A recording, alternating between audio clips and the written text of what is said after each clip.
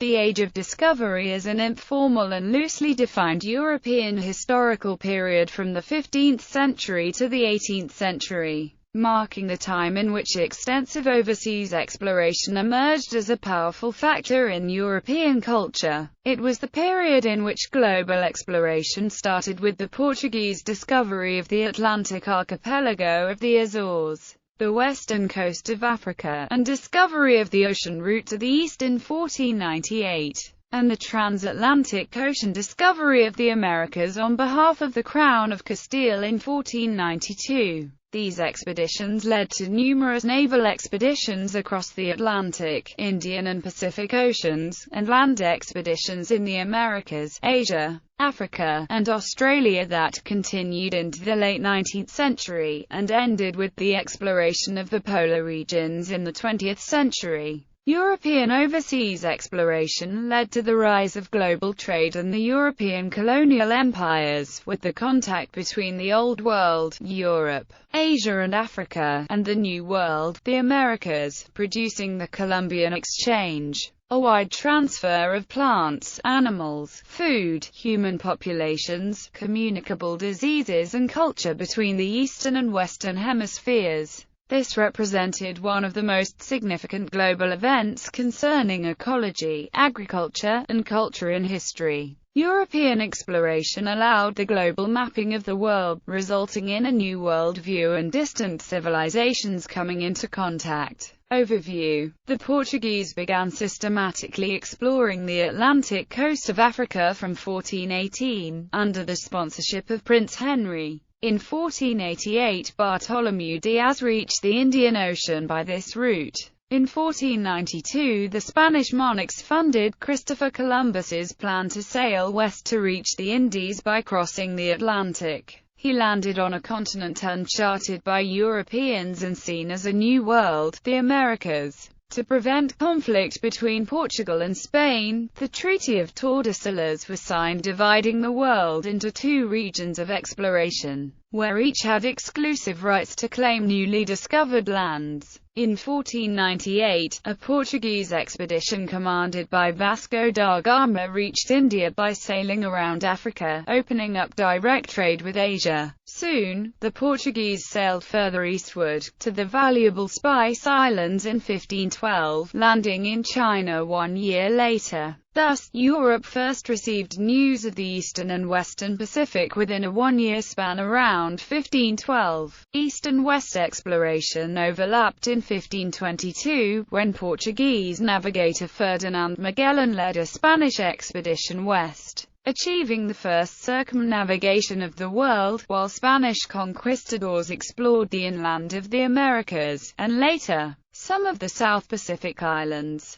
Since 1495, the French and English and, much later, the Dutch entered the race of exploration after learning of these exploits, defying the Iberian monopoly on maritime trade by searching for new routes, first to the north, and into the Pacific Ocean around South America, but eventually by following the Portuguese around Africa into the Indian Ocean, discovering Australia in 1606, New Zealand in 1642, and Hawaii in 1778. Meanwhile, from the 1580s to the 1640s, Russians explored and conquered almost the whole of Siberia. Background. European medieval knowledge about Asia beyond the reach of the Byzantine Empire was sourced in partial reports, often obscured by legends, dating back from the time of the conquest of Alexander the Great and his successors. Another source was the Radhanite Jewish trade networks of merchants established as go-betweens between Europe and the Muslim world during the time of the Crusader states. In 1154, the Arab geographer Muhammad al-Idrisi created a description of the world and a world map, the Tabula Rogeriana, at the court of King Roger II of Sicily, but still Africa was only partially known to either Christians, Genoese and Venetians, or the Arab seamen. and its southern extent unknown. There were reports of Great African Sahara, but the factual knowledge was limited to the Mediterranean coasts and little else, since the Arab blockade of North Africa precluded exploration inland. Knowledge about the Atlantic African coast was fragmented and derived mainly from Old Greek and Roman maps based on Carthaginian knowledge, including the time of Roman exploration of Mauritania. The Red Sea was barely known, and only trade links with the maritime republics, the Republic of Venice especially, fostered collection of accurate maritime knowledge. Indian Ocean trade routes were sailed by Arab traders. Between 1405 and 1421, the Yongle Emperor of Ming China sponsored a series of long-range tributary missions under the command of Zheng He. The fleets visited Arabia, East Africa, India, maritime Southeast Asia and Thailand. But the journeys, reported by Marwan, a Muslim voyager and translator, were halted abruptly after the emperor's death and were not followed up, as the Chinese Ming dynasty retreated in the Heijin, a policy of isolationism, having limited maritime trade.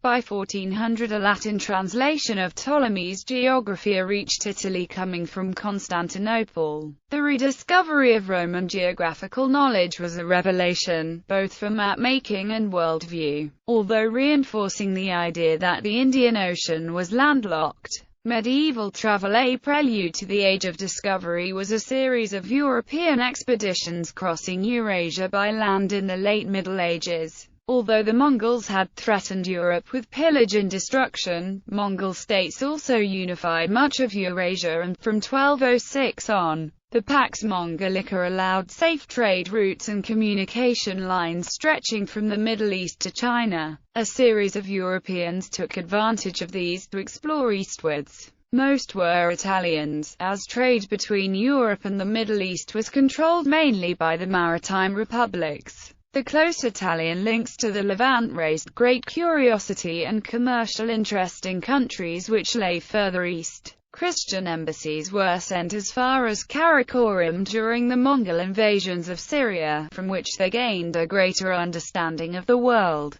The first of these travelers was Giovanni d'Arpine del Carpine, dispatched by Pope Innocent IV to the Great Khan, who journeyed to Mongolia and back from 1241 to 1247. About the same time, Russian Prince Yaroslav of Vladimir, and subsequently his sons Alexander Nevsky and Andrei II of Vladimir, traveled to the Mongolian capital. Though having strong political implications, their journeys left no detailed accounts. Other travelers followed, like French André de Longjumeau and Flemish William of Rubruck, who reached China through Central Asia. Marco Polo, a Venetian merchant, dictated an account of journeys throughout Asia from 1271 to 1295, describing being a guest at the Yuan dynasty court of Kublai Khan in travels, and it was read throughout Europe.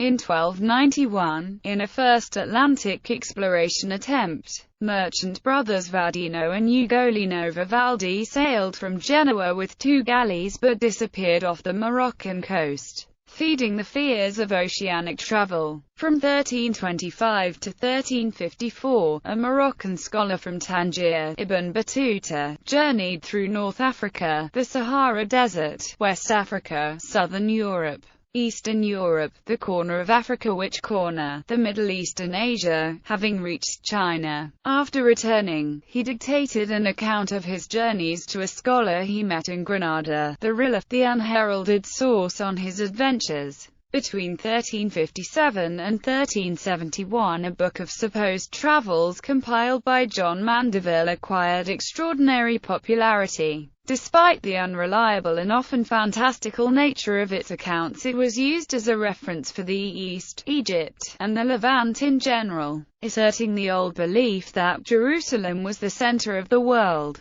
Following the period of Timurid relations with Europe, in 1439 Niccolò de' Conti published an account of his travels as a Muslim merchant to India and Southeast Asia, and, later in 1466–1472, Russian merchant Afanazy Nikitin of Tver traveled to India, which he described in his book A Journey Beyond the Three Seas. These overland journeys had little immediate effect. The Mongol Empire collapsed almost as quickly as it formed, and soon the route to the east became more difficult and dangerous. The Black Death of the 14th century also blocked travel and trade. The rise of the Ottoman Empire further limited the possibilities of European overland trade.